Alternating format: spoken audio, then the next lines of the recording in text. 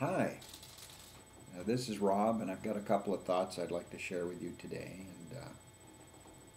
One of my favorite expressions, or one I find myself using quite a lot, is the power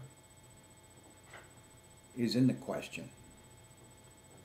Not that answers aren't important, but it's occurred to me through the reading of history and just being around for quite a while that the universe seems to run on a lot of the same stuff. I remember reading years ago letters from Confederate soldiers. I was studying the Civil War a little bit. And letters from Union soldiers, actually letters from their mom, you know, to their boys in the service. And amazingly, they all said the same thing. We miss you very much, and the crops are coming in. Wish you were here to help with the harvest. Hope you are well. Please remember to change your socks and stay out of the rain. Love, Mom. And it didn't really matter to the moms who they were fighting for, at least not in those letters, that those letters were really representing a basic essence of life. And I said to myself,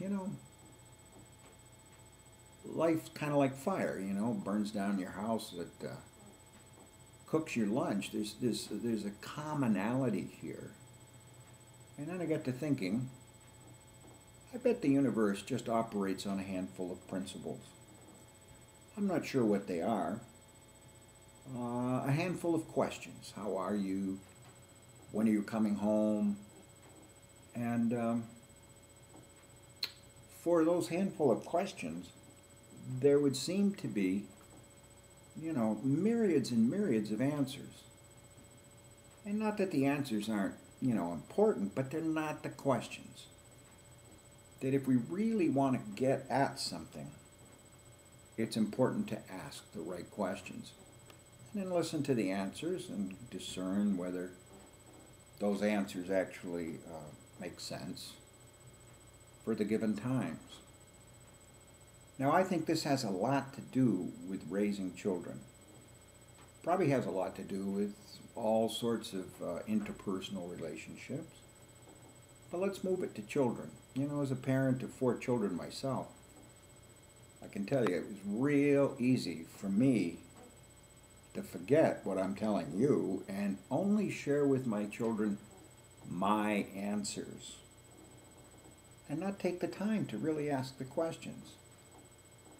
One thing that questions will do for you is it'll give you, especially if you get answers, it will give you a window into the other person and what they're thinking.